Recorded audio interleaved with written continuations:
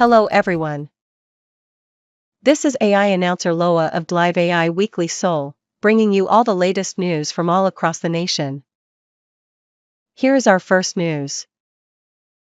The Samsundong Community Center in Songbuk-gu is a 40-year-old building. Residents are pushing to build a new community center on land provided through redevelopment. Songbuk-gu office and the association had reached an agreement with Seoul City, but recently, Seoul City decided to build rental apartments on the land, causing controversy. Here's the reporter Park Sunhwa. 최근 열린 성북구 삼선동 주민총회. 이 자리에서 이승로 성북구청장은 삼선동 주민센터 신축과 관련한 진척 상황을 보고했습니다.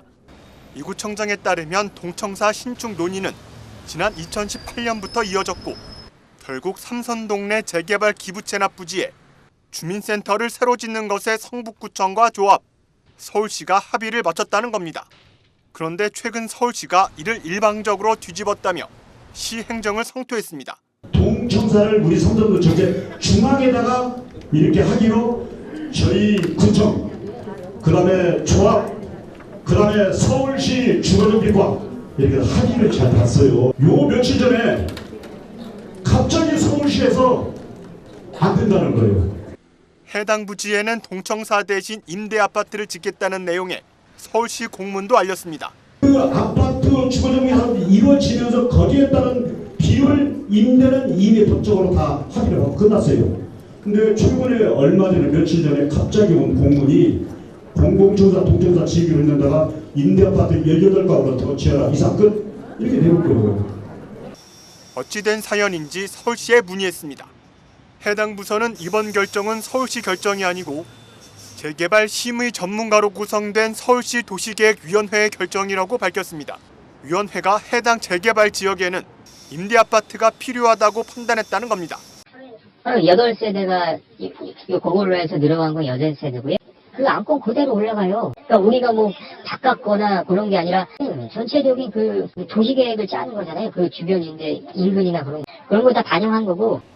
그러면서 재개발 사업을 통해 공공시설을 신축할 경우 기존 건물이 사업장 내에 자리하고 있었느냐가 중요한데 이번 사안은 그렇지 않다고 밝혔습니다. 어떤 기관이나 그런 공공 그런 시설이 있는데 들어갈 경우에는 기존 그 구역에 있었냐 없었냐를 제일 크게 봐요. 근데 지금은 이 구역 안에 있었던 것도 아니고. 서울시 해명에도 성북구는 삼선동 주민센터 신속 추진을 위해 행동에 나서겠다는 방침입니다.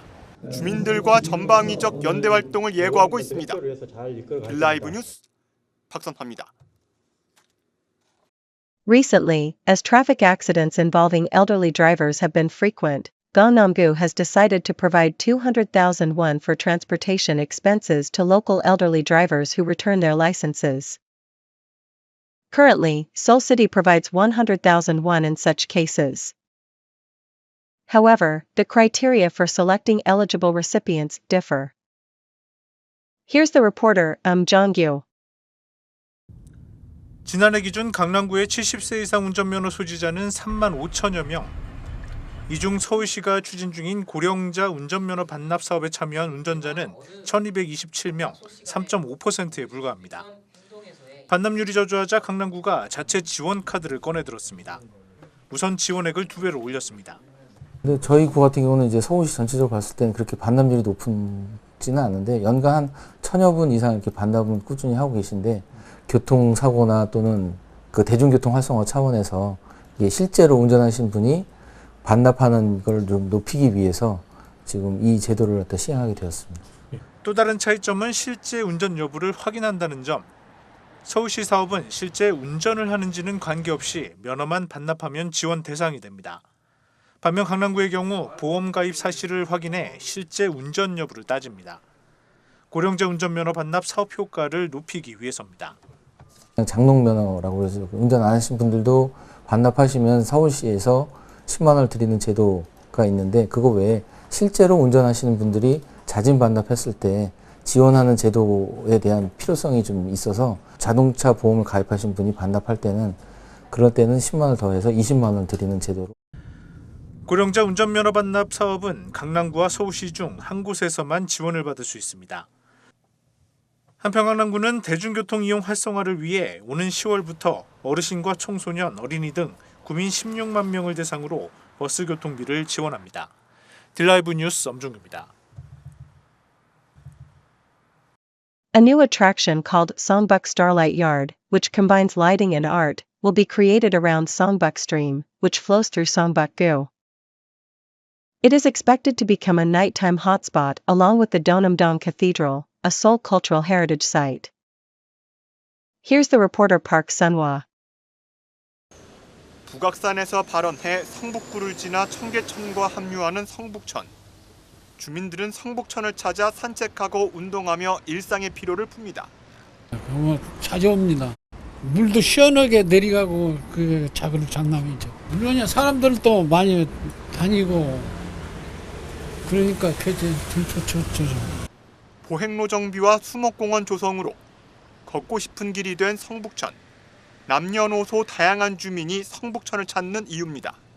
저 보문도 여기서 저 6호선 지하철 입구 사는데 48년 살았는데 보문도 제일 좋은 것 같아요. 공기 맑고 또 저 애들도 와 놀고 너무 살기 좋은 성북천입니다.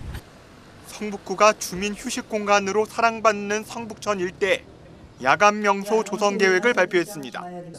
성북 별빛 마당으로 성북천에 위치한 도남동 성당과 조화를 이룰 문화공간입니다. 성북구는 서울 미래유산인 도남동 성당 건너편 하천변에 천석 규모의 계단식 무대를 만들고 성당 외벽과 제방벽의 빛으로 영상을 투사하는 프로젝션 매핑 기법을 활용하겠다고 설명합니다. 서울 미래문화유산인 도남동 성당을 배경으로 야경의 멋진 사진도 많이들 찍고 계십니다. 야간 경관 자원인 도남동 성당을 활용해서 성북천에 빛을 담고자 합니다.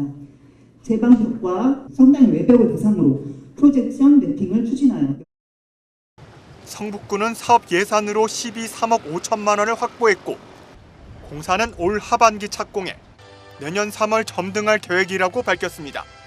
딜라이브 뉴스 박선화입니다. That is everything for today. This was Live AI Weekly Seoul. Thank you for joining us today.